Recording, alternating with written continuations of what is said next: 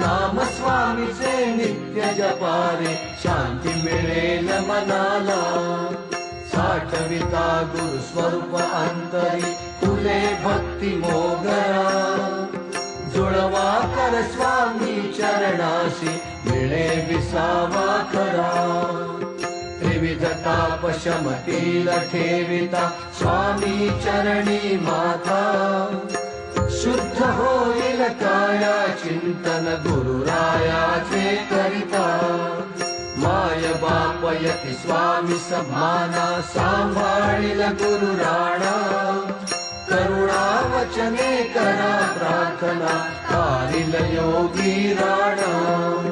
कृपा कटाक्षे उद्धरील गुरु गाता तव गुणगाना ज्ञानामृत पाजील सद्गुरु हा शरणागत चरण